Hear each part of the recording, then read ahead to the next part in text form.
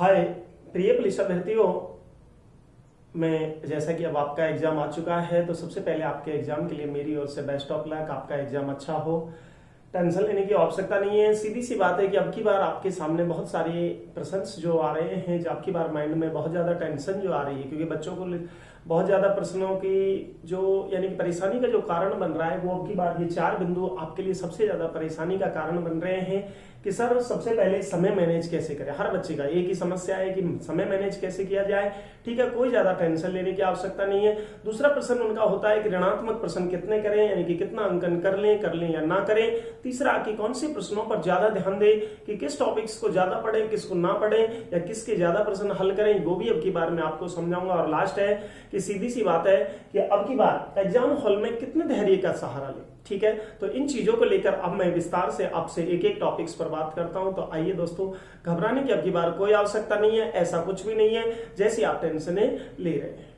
ठीक है भाई, सबसे पहले बात करते हैं अपन पहला कि समय मैनेज कैसे करें। वास्तविकता में अब की बार आपके लिए एक बड़ा टेंशन का विषय है, क्योंकि 150 प्रश्न और 120 मिनट। ठीक है, लेकिन मैं आपसे कहता हूं कि कई बच्चे नए विद्यार्थियों के लिए विशेषकर मैं कहता हूं कि रीजनिंग के शुरुआती 30 प्रश्न होंगे और 30 प्रश्नों में अपने आप को उलझा मत देना। अगर आपने 30 के 30 प्रश्नों में उलझे रह गए तो बड़ी दिक्कत आ जाएगी, क्योंकि पूरा टाइमिंग आपका खराब हो जाएगा। जितने प्रश्न आपसे आ रहे हैं रीजनिंग के, फटाफट तेज गति के साथ, ठीक है ना, सभी प्रश्नों को हल करें। उसके बाद कंप्यूटर के प्रश्नों पर भी ज्यादा उलझन ना रखें। फिर उसके बाद अपने यानी कि इंडियन जीके और फिर राजस्थान जीके। ठीक है, जो हो रहा है रीजनिंग का कोई प्रश्न अगर आपको रोक रहा है, ठीक है ना, तो आपकी बार रीजनिंग कोई विशेष काम तो है नहीं। ठीक है ना, सभी प्रश्न कितने यानी कि समान अंक के, एक एक अंक के, तो घबराने की बिल्कुल आवश्यकता नहीं है। तो आप रीजनिंग के प्रश्न अगर नहीं हो रहा है तो उसको छोड़ दीजिए, कोई फर्क नहीं पड़ेगा। अगर आप एक ही प्रश्न में लगे रहे तो निश्चित मैं समझता हूं कि आपका पूरा टाइम खराब हो जाएगा। और जब टाइम मैनेज खराब हुआ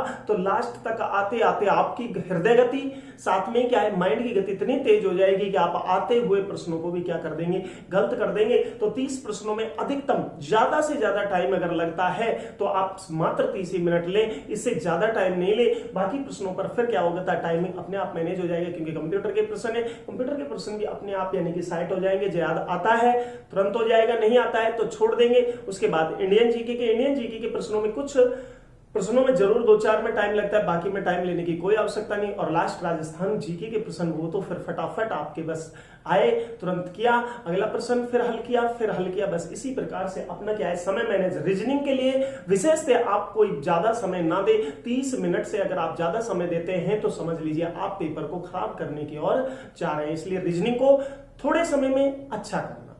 करते हैं दूसरे टॉपिक्स, ऋणात्मक प्रश्न कितने करें। सीधी सी बात है, आपकी बार हर प्रश्न कितने नंबर का है, 1 नंबर का। ठीक है, और ऋणात्मक आपके कितना है, 1/4, यानी कि 4 गलत।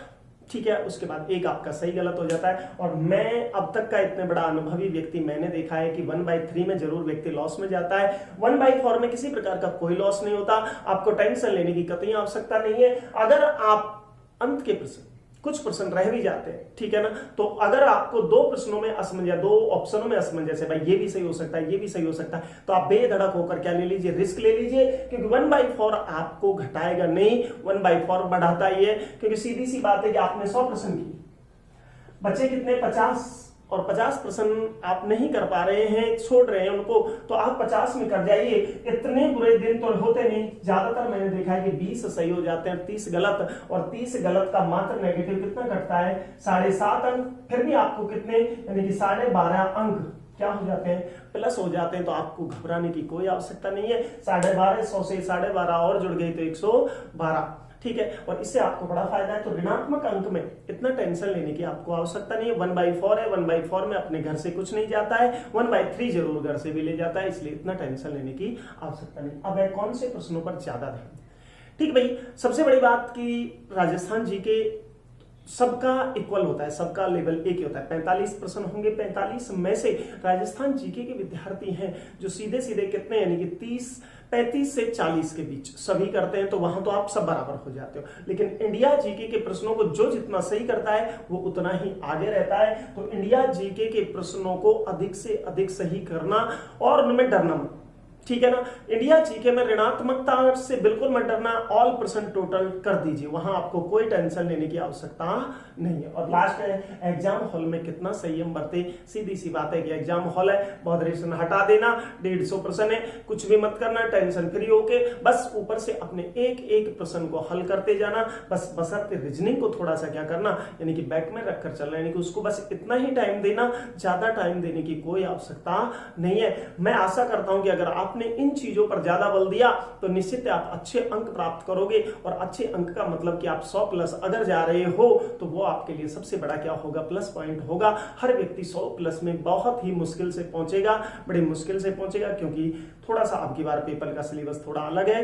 तो ज्यादातर पहले रीजनिंग को निश्चित समय 30 मिनट, कंप्यूटर फास्ट गति से, उसके बाद जीके, इंडियन जीके में ऑल प्रश्न करने, चाहे आए चाहे मत आए। और लास्ट कौन सा, राजस्थान जीके, वो तो लगभग सभी का मजबूत होता है, इसलिए उसको तो जैसा आता है, जितना आ रहा है उतना ही कर दीजिए। एक दो प्रश्न अगर रहते हैं और उसमें और असमंजस है कि ये ऑप्शन सही, ये ऑप्शन सही, आप रिस्क ले लीजिए, बेधड़क, कोई परेशानी नहीं है। ठीक है, मेरी ओर से सभी को बेस्ट ऑफ लक। अब की बार आपका पेपर बहुत ही अच्छा